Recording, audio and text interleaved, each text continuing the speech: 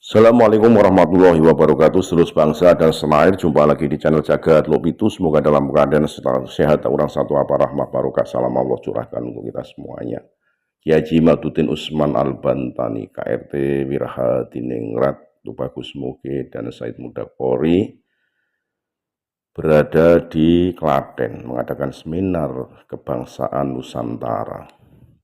Banyak hal yang disampaikan terkait dengan bagaimana kita selaku masyarakat Indonesia mencintai negara ini dengan berpedoman kepada Pancasila, mencintai Nahdlatul Ulama yang notabene masih memegang teguh marwah ajaran Wali Songo. Banyak hal yang disampaikan terkait dengan seminar kebangsaan ini sehingga antusias masyarakat yang hadir menyimak apa yang dituturkan oleh Kiai Haji Madudin Usman Al-Bantani. Untuk lebih jelasnya mari kita simak bagaimana syiar pencerahan Kiai Haji Madudin Usman Al-Bantani lewat video berikut ini yang baru-baru ini di wilayah Klaten. Sekali lagi mohon maaf engkari hakimati Nusantara milik kita. Assalamualaikum warahmatullahi wabarakatuh. Zak dan Kang Mas siapa satu? Yang alap-alap Mataram, juga ada kiai kita dari Demak ini, Kiai Mujtahidin, Kiai Iding Mujtahidin dari Demak, Terah Sunan Kalijogo hadir di tengah-tengah kita. Siang tadi saya karena terlambat itu karena ada acara di Rembang bersama para keturunan Mbah Sambu dan Mbah Mutamakin di Rembang, berbicara juga tentang kepedulian mereka terah dari Mbah Sambu dan Mbah Mutamakin terhadap umat Islam yang ada di Indonesia ini. Paginya saya bersama para pengurus kesepuan Nahdlatul Ulama termasuk Rais Suriah Syarif Kiai Haji Fadil dari Grobogan mengadakan acara ziarah bersama kepada seorang tokoh Islam di tanah Jawa, As-Sayyid Ibrahim atau yang lebih kita kenal dengan Joko Tarub bin Maulana Maghribi, yang silsilahnya juga muttasil sampai kepada baginda Nabi besar Muhammad sallallahu alaihi wasallam, dengan Bapak Kepala Desa dan perangkat desa. Dan kami makan makanan khas di Desa Tarub berupa nasi jagung. Jadi ternyata ada yang masih menjaga tradisi masa lalu di daerah kita, di mana dulu banyak yang untuk makanan pokok itu selain nasi juga adalah jagung. Nah ini saya merasakan nikmatnya makan nasi jagung di Desa Tarub bersama kepala desa dan perangkat desa dan seluruh para kiai yang hadir. Malamnya saya di Grobogan ceramah. Jadi ini kalau mukanya kelihatan capek, memang capek. Dan ini belum selesai. Jam 1 malam ini saya masih ada acara sampai pagi di Yogyakarta bersama Kang Mas Fuad Pleret dan tokoh-tokoh DNA yaitu Dr. Sugeng Sugiharto dan para pemerhati daripada Islam Nusantara, yang juga malam hari ini kita sedang mengadakan seminar tentang Islam Nusantara. Islam Nusantara itu sebenarnya Islam yang universal. Sebelum ke bab nasab, Islam Nusantara adalah Islam universal yang turun dari langit, dari Allah Subhanahu wa Ta'ala, dibawa oleh malaikat Jibril kepada Kanjeng Nabi besar Muhammad sallallahu alaihi wasallam. Yang ada di Arab, yang ada di Asia, yang ada di Afrika itu sama dengan Islam yang turun ada di Jawa ini secara universal. Tetapi kenapa kemudian ada nama Nusantara? Nah, nama Nusantara ini merupakan sebuah tipologi keislaman yang terjadi akibat adanya komunikasi yang tiada henti antara Islam itu sendiri sebagai sebuah ajaran ilahiyah dengan tempat di mana dia itu ada. Jadi antara Islam yang universal yang datang dari Allah itu akan ada interaksi, komunikasi tiada henti antara dirinya sebagai sebuah ajaran dengan tempat di mana dia berkembang. Ajaran Islamnya contoh adalah ajaran sholat 5 waktu. Ya, sholat 5 waktu di Arab sama. Dohor, subuh, maghrib, isya, subuh. Yang ada di Jawa sama, 5 waktu. Syaratnya sama, rukunnya juga sama. Ketika di Arab Islam datang mewajibkan sholat, orang Arab pakaiannya pakaian Arab, maka kemudian adanya interaksi antara ajaran ilahiyah dengan tradisi masyarakat Arab dalam berpakaian. Kemudian kita kenal sholatnya orang Arab pakai jubah. Ketika Islam yang universal ini dibawa ke Jawa pakainya belangkon, wah ini sekarang belangkonnya nggak ada ini Gus pakai. Maka kemudian orang Jogja, orang Solo sholatnya pakai belangkon. Jadi kalau ada orang lagi sholat pakai belangkon, pakai sarung batik, ini orang nanti akan melihat, oh itu orang Jogja, Islam Jogja atau Islam Nusantara. Kalau pakai peci nasional ada di Mekah, orang akan tahu, oh itu siapa itu orang sholat pakai peci hitam, oh itu Islam Indonesia.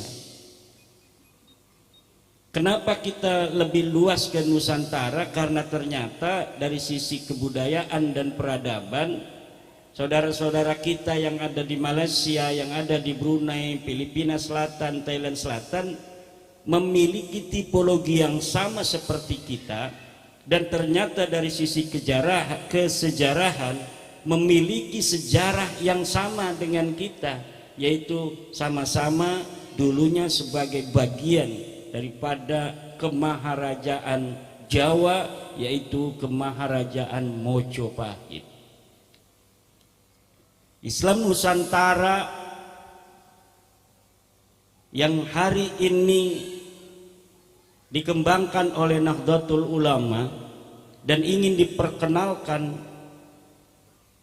ke seluruh pelosok dunia, telah berhasil membawa suasana keislaman yang energinya menjadikan bangsa Indonesia yang terdiri dari ratusan suku, 1.400 suku bangsa atau 700 suku bangsa dengan 1.400 bahasa, dengan berbagai macam adat istiadat yang ada, dengan agama dan kepercayaan yang jumlahnya ratusan. Agama yang diakui di Indonesia ada 6, tetapi kepercayaan-kepercayaan yang lain ini yang juga dilindungi itu luar biasa banyaknya. Dengan keragaman seperti itu dan kemayoritasan umat Islam yang ada di Indonesia yang mencapai 90%, ternyata keislaman di Indonesia telah terbukti dapat membawa Indonesia sampai saat ini dalam persatuannya, dalam kedamaiannya, dalam toleransinya, dalam saling hormat menghormati antara satu suku dengan yang lainnya, antara satu agama dengan agama lainnya. Dan ini ternyata ada kaitan dengan cara pandang keagamaan yang dimiliki oleh mayoritas.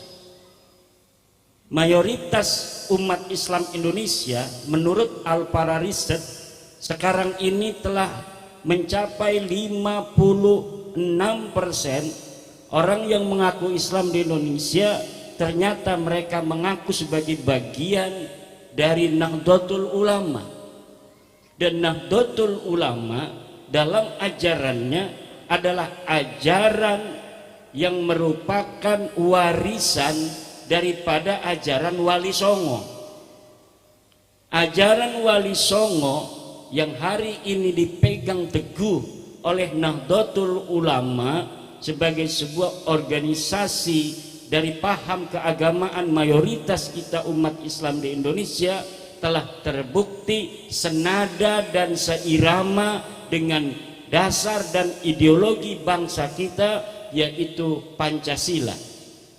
Maka Pancasila dan Nahdlatul Ulama ini dijadikan sebuah lambang dari kedamaian yang sejak merdeka 1945 sampai hari ini dirasakan oleh bangsa Indonesia tidaklah bisa dilepaskan dari Pancasila dan Nahdlatul Ulama. Boleh tepuk tangan untuk Nahdlatul Ulama dan Pancasila. Kemudian yang perlu juga saya ungkapkan dalam kesempatan yang berbahagia ini, dalam kedamaian itu, dalam keniscayaan persatuan yang harus tetap ada selama-lamanya, apa kira-kira tantangan yang akan dihadapi oleh umat Islam Indonesia dan oleh umumnya bangsa Indonesia? Tidak ada yang lain selain adalah paham anti negara kesatuan Republik Indonesia. Pancasila dan Nahdlatul Ulama harus bekerja sama secara kontinu dan terus menerus sampai selama-lamanya untuk menjaga negara kesatuan Republik Indonesia. Komponen antara NU dan Pancasila ini tidak boleh dipisahkan. Pancasila yang pertama adalah ketuhanan yang Maha Esa, sama dengan NU. Yang kedua, kemanusiaan yang adil dan beradab. Ini yang ada kaitan dengan pembahasan kita malam hari ini. Kemanusiaan yang adil dan beradab. Apa artinya kemanusiaan yang adil dan beradab? Bagi Pancasila, semua bangsa Indonesia ini sama dari sisi kemanusiaan. Dia memiliki hak yang sama sebagai bangsa, dia memiliki kewajiban yang sama, dia memiliki penghormatan yang harus diterima yang sama dari negara, dia juga memiliki hak yang sama sebagai pribadi dalam kemanusiaannya yang telah dimuliakan oleh Allah Subhanahu wa ta'ala. Al-Quran mengatakan laqad karramna bani Adam, dan sungguh aku telah memuliakan manusia sesuai dengan kemanusiaan yang adil dan beradab. Nah, sekarang ini yang ada masalah adalah dengan cara pandang kita sebagai Nahdiyin. Cara pandang kita sebagai Nahdiyin dengan salah satu paham keagamaan menghormati orang yang mengaku keturunan baginda Nabi besar Muhammad sallallahu alaihi wasallam. Apakah cara pandang paham keagamaan kita selaku Nahdiyin daripada ajaran menghormati keturunan Nabi atau orang yang mengaku keturunan Nabi ini sesuai dengan ayat walaqad karramna bani Adam dan juga ayat inna akramakum indallahi atqakum, juga apakah sesuai dengan kemanusiaan yang adil dan beradab? Adilkah kita? Ada anak dari Klaten, dia anak seorang pedagang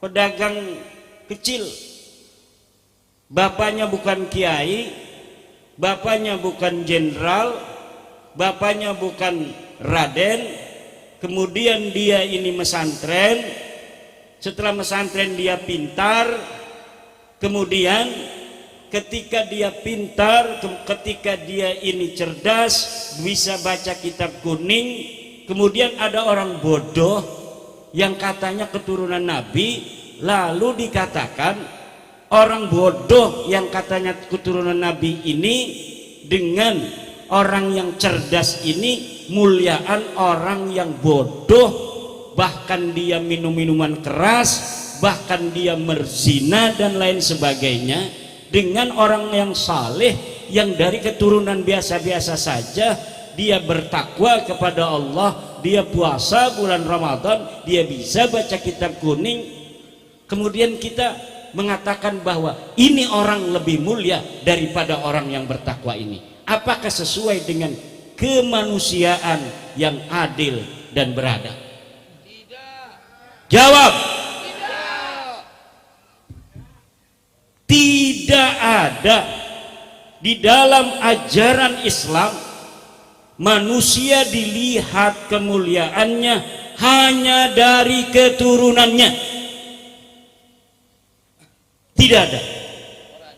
Lihat dari mulai alhamdulillahi rabbil alamin sampai wannas, adakah kekhususan bagi keturunan seseorang mendapatkan privilege dari agama Islam bahwa dia harus dihormati lebih walaupun dia berbuat kemaksiatan, dia harus tetap disayangi walaupun dia berzina, dia harus tetap dicintai walaupun dia tidak pernah sholat.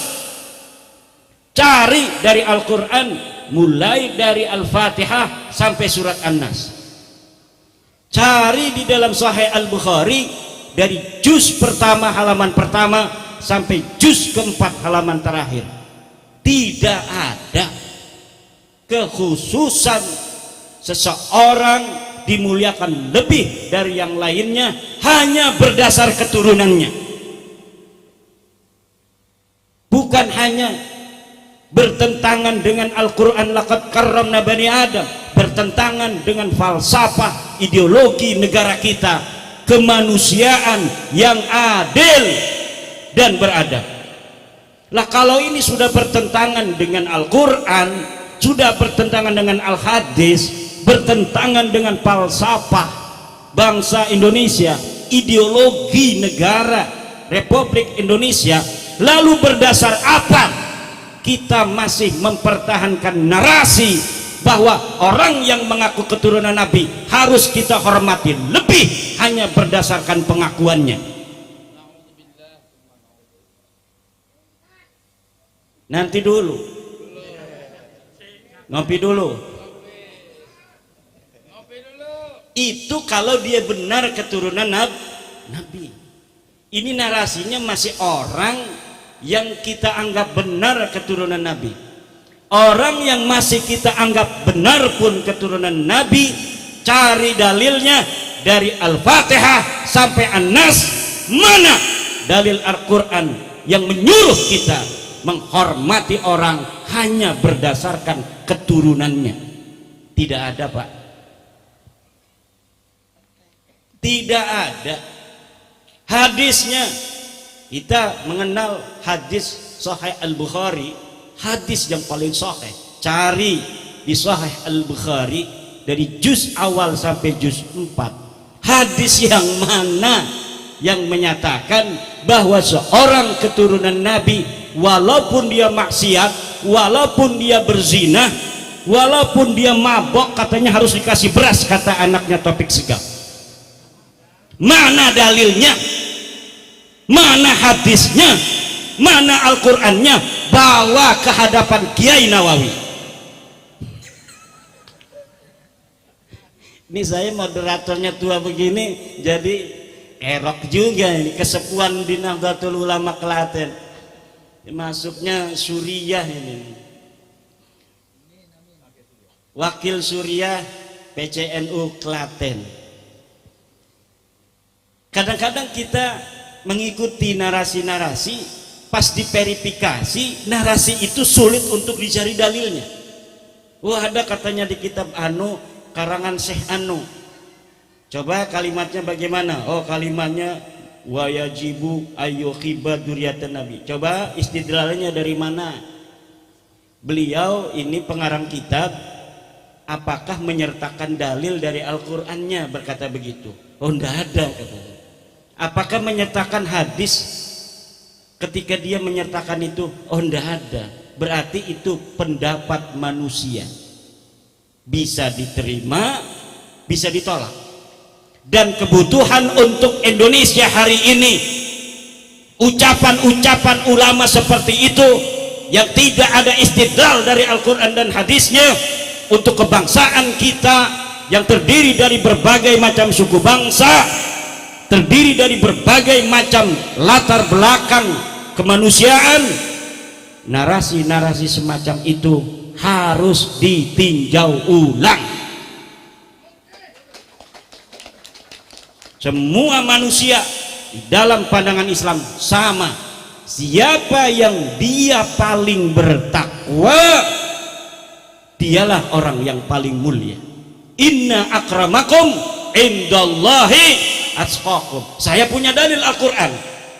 Anda mana yang mengatakan bahwa seorang turunan Nabi yang walaupun dia mabok dia harus dihormati? Datangkan dalilnya. Hatu burhanakum in kuntum shadiqin. Tidak bakal dia bisa menemukan dalilnya kecuali hanya kualat nanti ente. Mana dalilnya? Nggak ada, Pak. Jangan mau dibohongi. Mana dalilnya seseorang harus dihormati karena dia keturunan Nabi walaupun dia mabok? Jangan mau dibohongi oleh penceramah-penceramah Balawi. Lihat itu di YouTube, ceramahnya tiap hari demikian. Jadi mereka sebelum bermaksiat, mereka bikin disclaimer dulu. Kalau ada dari kita yang bermaksiat, tetap wajib dihormati, jangan ikuti. Tapi zatnya ini ada darahnya Nabi. Disclaimer itu Pak namanya. Itu masa lalu. Hari ini tidak akan lagi bangsa Majapahit akan mau dibodohi oleh orang-orang seperti mereka. Kalau kita ngomong Indonesia masih belum bisa, kita katakan kita bangsa Majapahit, agar mereka tahu bagaimana leluhur kita dulu menjadi penguasa di dunia ini.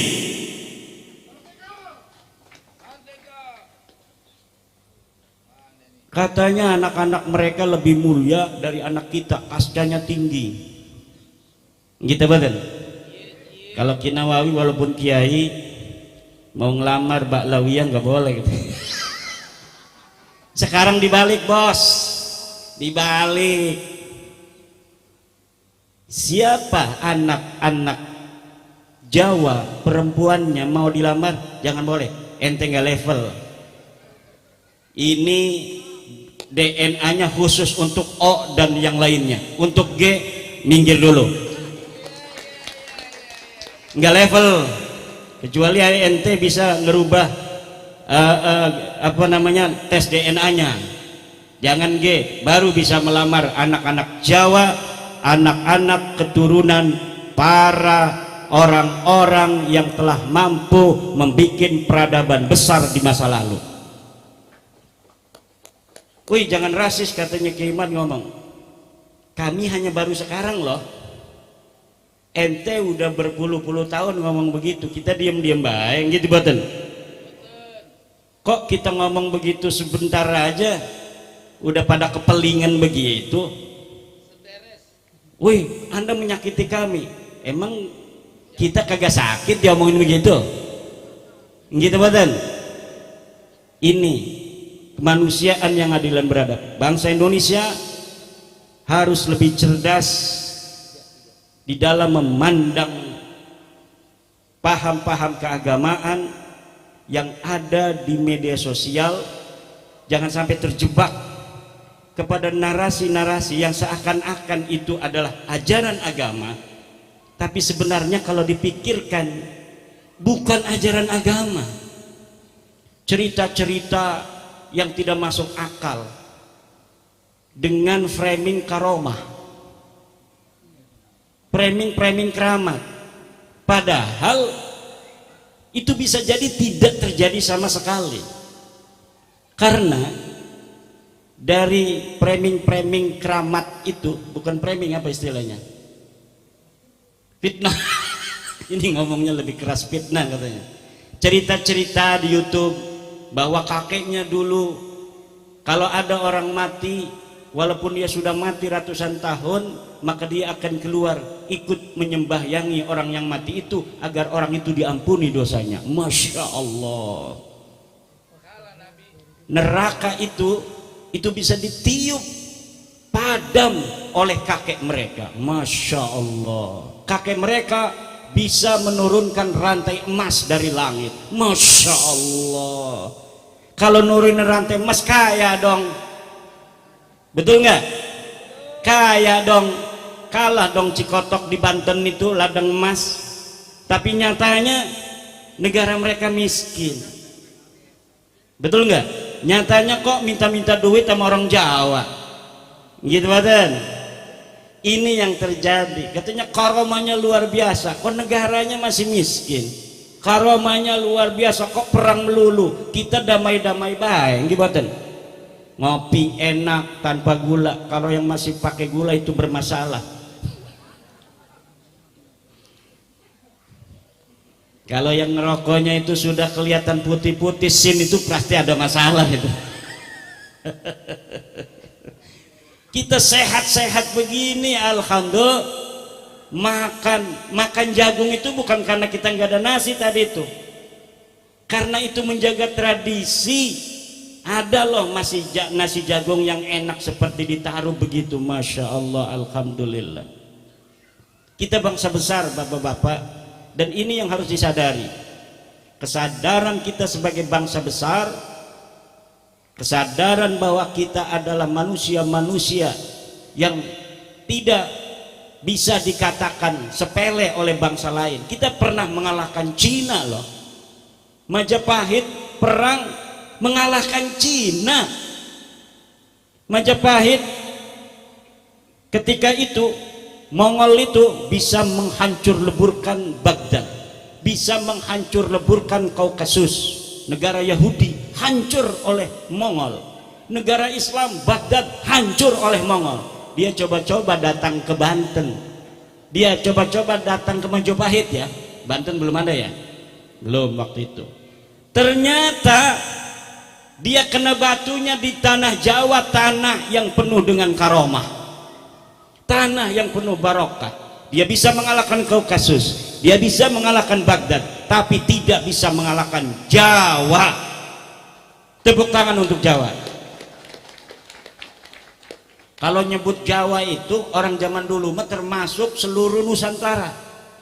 Aceh, Borneo, Maluku, apalagi Sulawesi, Papua, itu semuanya masuk di kata Jawa. Ini Kang Abdul Rojak ngeliatin saya begitu amat ini.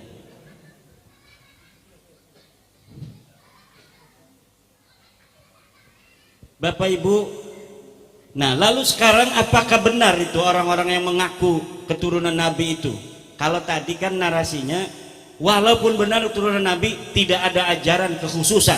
dari Al-Quran dan Al-Hadis, kalau mereka turunan Nabi itu tidak saleh, wajib kita hormati. Tidak ada. Sekarang orang yang paling mengaku di Indonesia sebagai keturunan Nabi siapa? Siapa? Kabir. Benarkah dia keturunan Nabi? Dari sisi tes DNA sudah dikatakan tadi mustahil keturunan baginda Nabi besar Muhammad sallallahu alaihi wasallam. Dari sisi sejarah dan nasab saya sudah tuliskan dan panitia sudah membaginya. Nanti kita akan kembangkan dalam tanya jawab saja. Setuju? Karena kalau narasi di YouTube banyak bagaimana alasan-alasan, hujah-hujah ilmiah berdasarkan metode dan metodologi sejarah, berdasarkan metode dan metodologi daripada ilmu nasab, bahwa Ba'lawi ini yang dipanggil Kabib tidak terbukti sebagai keturunan baginda Nabi besar Muhammad sallallahu alaihi wasallam. Sedikit saja kisi-kisinya.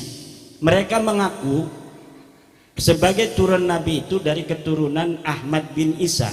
Ahmad bin Isa ini betul sebagai keturunan Nabi. Jadi ada tokoh besar turunan Nabi namanya Ahmad bin Isa, adanya di Madinah Al-Munawwarah. Lalu katanya Ahmad bin Isa ini datang ke Yaman. Karena kalau dia nggak ngomong datang ke Yaman bahasanya, maka bagaimana orang yang ada di Madinah kok bisa keturunan di Yaman kan? Maka harus ada narasi yang dibangun bahwa dia hijrah ke Yaman sehingga diberi gelar Al-Muhajir. Lalu di Yaman punya anak namanya Ubed, punya anak namanya Alwi. Tinggal tanya 3 pertanyaan saja. 1, mana kitab yang satu masa dengan Ahmad bin Isa atau yang paling dekat masanya dengan dirinya yang mengatakan bahwa Ahmad bin Isa pernah datang ke Yaman? Tidak ada. Sedangkan kitab yang ada pada saat Ahmad bin Isa hidup itu banyak ditulis oleh ulama. Tahun 345 Hijriah ulama sudah banyak. Imam Syafi'i itu lahir 150 Hijriah, wafat 204 Hijriah. Abu Hanifah wafatnya saja 150 Hijriah, ngarang kitab banyak. Imam Syafi'i ngarang kitab banyak. Imam Ahmad bin Hambal ngarang kitab banyak. Kalau 345 Hijriah berarti kan udah ratusan tahun kemudian. Seharusnya lebih banyak lagi kitab-kitab yang sudah ditulis, baik kitab sejarah maupun kitab pengetahuan Islam lainnya. Tanya, mana kitab yang satu masa dengan Ahmad bin Isa yang menyatakan dia hijrah ke Yaman? Tidak ada. Boleh dibuktikan. Ahmad bin Isa ini orang Madinah, dia ada di Madinah, dia berketurunan di Madinah. Nanti kemudian ada beberapa keturunannya yang pindah ke Irak. Tetapi Ahmad bin Isanya terkonfirmasi kitab-kitab yang ada pada masanya tetap ada di Madinah. Kemudian adakah kitab dari mulai abad keempat itu sampai abad ke-8 yang menyatakan Ahmad bin Isa ini bergelar Al-Muhajir? Tidak ada. Kenapa? Karena mereka mengaku sebagai keturunan Ahmad bin Isa itu baru di abad 9. Jadi tidak ada kitab yang ada di masa Ahmad bin Isa abad ke-4 sampai abad ke-8 yang menyatakan dia hijrah ke Yaman, yang pertama. Yang kedua, tidak ada kitab yang ada di abad ke-4 sampai abad ke-8 yang menyatakan dia bergerak Al-Muhajir. Tidak ada, karena memang dia tidak pernah pindah ke Yaman. Yang ketiga, tidak ada kitab abad yang ke-4 sampai abad ke-8 yang menyatakan dia punya anak namanya Ubed. Kenapa tidak ada dari abad ke-4 sampai abad ke-8? Karena memang pengakuannya baru di abad 9 Hijriah. dari 345 Hijriah sampai pengakuannya 895 Hijriah ini mencapai 550 tahun. Kesunyian 550 tahun tanpa data, mereka mengarang kisah-kisah itu di abad 9 tanpa ada referensi sedikit pun dari kitab-kitab sebelumnya. Kemudian hitung dari 895 Hijriah itu sampai hari ini 1445 Hijriah itu juga jumlahnya sama 550 tahun. Dan saya kira 550 tahun adalah waktu yang diberikan Tuhan untuk mereka, dan tidak ada waktu lagi setelah itu mereka bisa untuk mengaku sebagai keturunan baginda Nabi besar Muhammad sallallahu alaihi wasallam.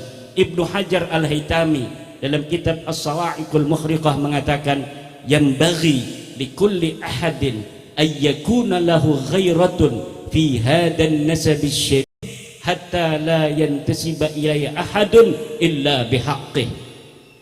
Seharusnya, sekelatennya, sejogjanya semua orang mempunyai perhatian untuk nasabnya Nabi besar Muhammad sallallahu alaihi wasallam, sehingga tidak bisa orang sembarangan mengaku sebagai keturunan baginda Nabi besar Muhammad sallallahu alaihi wasallam. Itu ucapan dari Ibnu Hajar Al-Haytami dalam kitab As-Sawa'iqul Mukhriqah. Apa yang kita lakukan ini adalah dalam rangka tanzihu nasabi sayyidina Muhammadin sallallahu alaihi wasallam minad dukhala'il ad'iya, adalah mensucikan nasabnya baginda Nabi besar Muhammad SAW dari penyusup dan pengaku-ngaku. Demikian, wallahu huwal muwaffiqu ila aqwami thariqin. Wassalamualaikum warahmatullahi wabarakatuh.